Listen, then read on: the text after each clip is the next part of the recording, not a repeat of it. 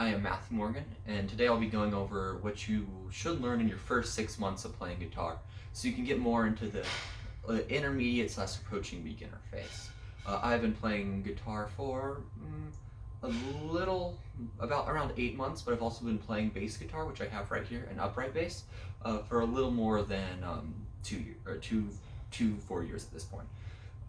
So for learning guitar the first 6 months, there's 3 things that you need to focus on. Number 1 is finger dexterity, number 2 is chords, number 3 is scales.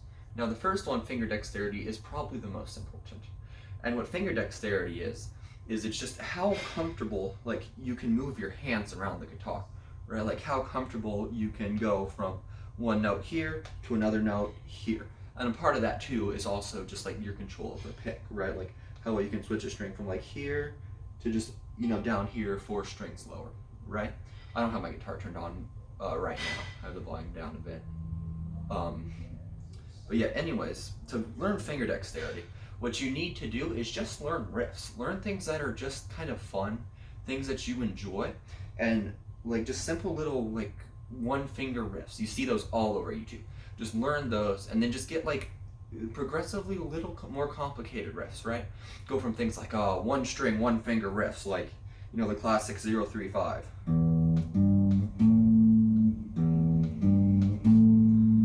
Like the kind of the smoke on the water thing, into more okay, maybe I go from 0-3-5 one day, and then the next day I'm doing kind of like a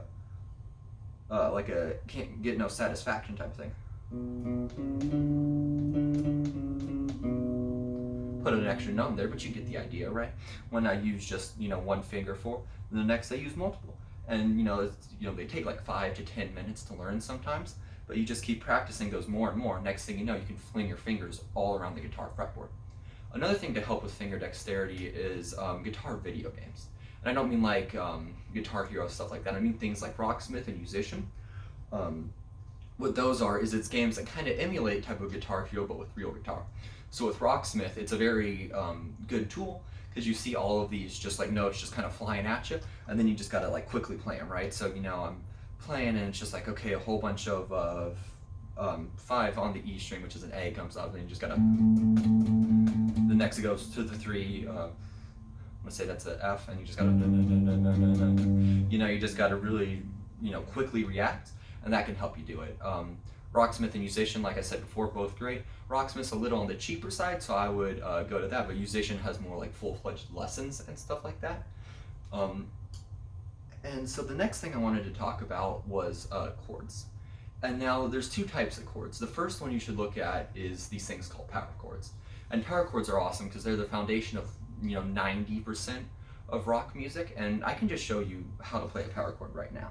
You put one finger anywhere on the guitar that you want, and then the next finger, it can be your ring, your second, your pinky. I prefer to use my ring finger. A lot of guys like their pinky though. So what you do, put one finger, one string, then your ring finger, whatever your preferred second finger is, a string down, and then 3 down, right? So it's like a 5.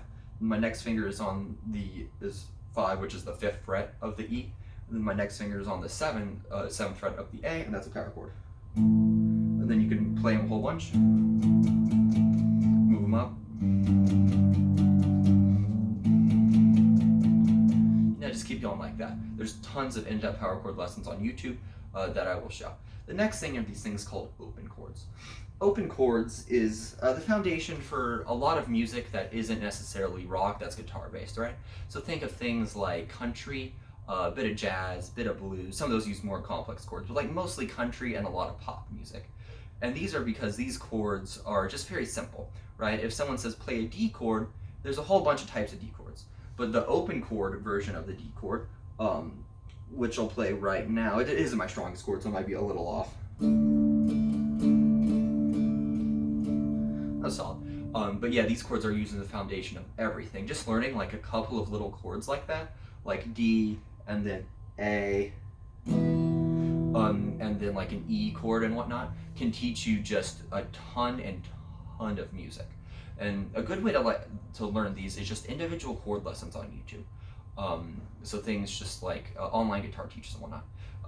Guy I recommend, Justin Guitar. He does like a full like beginner to advanced series.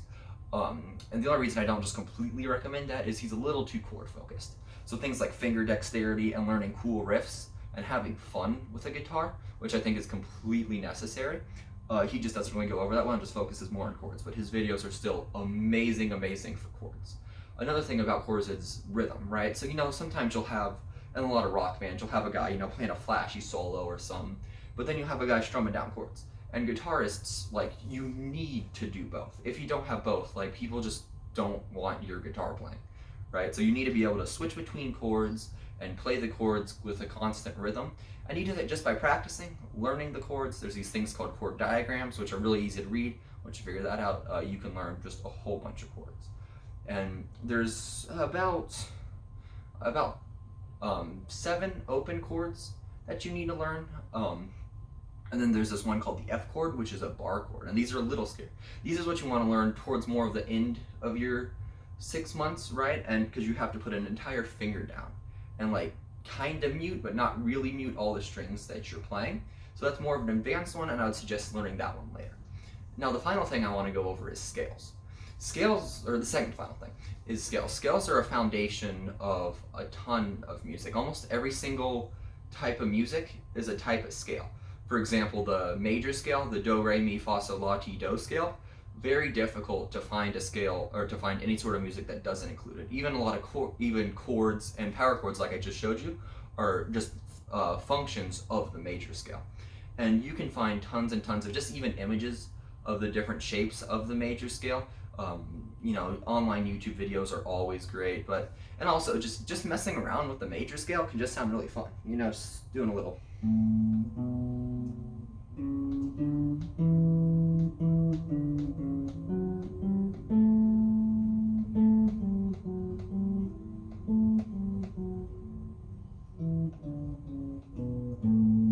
You can just create fun little melodies just with random notes on the major scale. Now, major scale is a scale I suggest learning first. The second one is the pentatonic scale.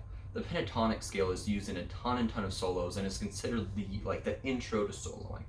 And the pentatonic scale is similar to the major scale, only it just has less notes, right? Penta is 5, so it's like a 5-note scale, but the major scale is a 7-note scale. And so the pentatonic scale, very, very big in just all sorts of soloing. Pentatonic scale is a little harder to learn than the major scale, because the major scale has just one shape you can apply to anywhere on the guitar. The pentatonic has 5, but you can just practice these 5 because you can find tons of different images on it and tons of YouTube videos on the pentatonic scale, and just really get it down.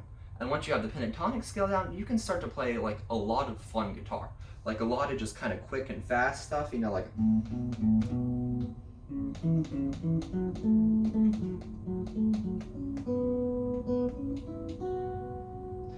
Just fun little riffs, whatever. Soloing might be a little too advanced for 6 months in.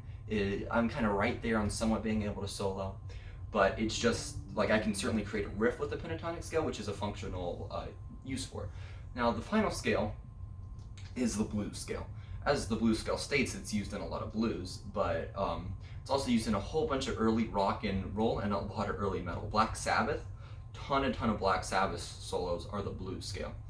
And so it's just a really good one to learn. Also, like the pentatonic scale, it's like 5 shapes. You can find tons of videos on YouTube and just tons of images of the pentatonic scale using a scale diagram, which is pretty much just shows the guitar neck, right? As if it was like right here is the E and then right here is the G, and it just will show you how to play the scale.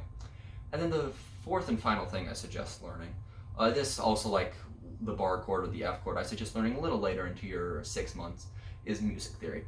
Now, music theory, a lot of people view as like super scary, like it's like rocket science and super complicated. And it is, right? It's generally pretty complicated. And what music theory will do is it will kind of piece everything together. It will show you, okay, the best way to use these chords, how chords work together, how the major scale is a function of these chords. There's also these things called modes, which is the different type of major scale, which can be a blast to play. And and music theory can also teach you how to best communicate with other musicians, right? So just like if I'm playing, and I also play bass, so I'm playing with just like a clone of me on bass. right? So it's just like, all right, Mr. Bass, me, play the root of the E on the A right here, right? And they're just like, got it, and they're just, you know, on the bass, and they do that, and then I do like little riff, like a,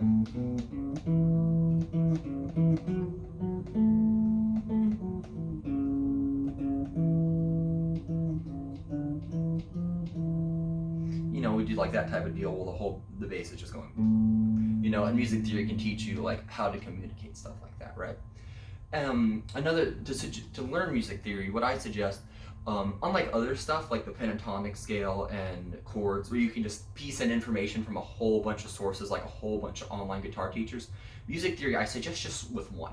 Right? There's a whole bunch of great guitar teachers out there, usually on YouTube. If they have a sizable following, I say that as someone with like probably like a couple subscribers, but if they have a sizable following, they're usually pretty great. Usually if people have hats and an accent, great indication of being knowledgeable, right?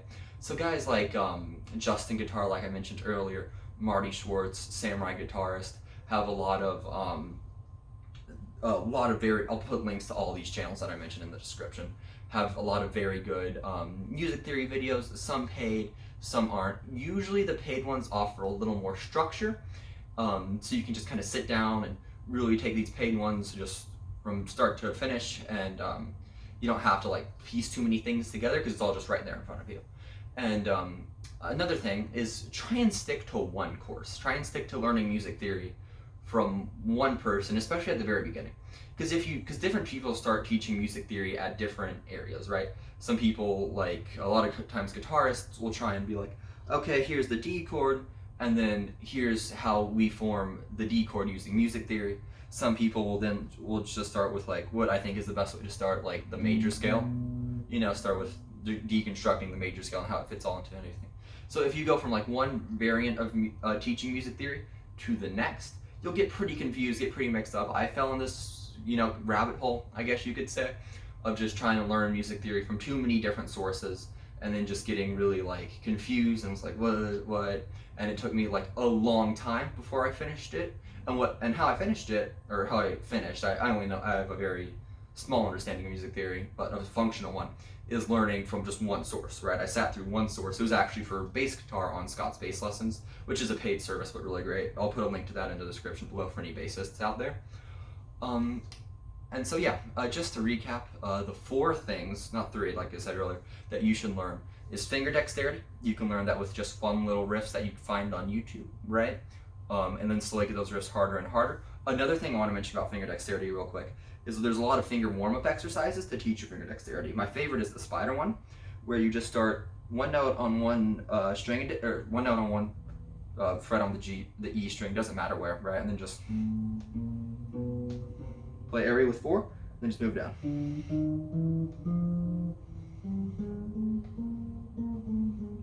You know, then just go back up, go back down, and you'll get faster and faster at it. First, it'll just be like, but then it'll be. Something I'm working on right now is trying not to get those fingers too high up. And then the next chords, power chords, tons of, those are very awesome and just fun. And then open chords, beware of that F chord, try and learn that one a little later because that takes a couple of weeks. And then scales, start with the major scale, pentatonic scale, blues scale. You can throw in the minor scale and the modes after that if you want to, but I suggest before you hit those scales, learn music theory. And then 4th and final, music theory. And music theory, just stick to one source, like I said, tons of great online information. And yeah, that's it. Thank you very much. I hope you found this video helpful in your guitar learning journeys. The first 6 months, you probably improve the most, so make sure to enjoy that like constant improvement, and just have fun with the guitar. And thank you for watching. Bye.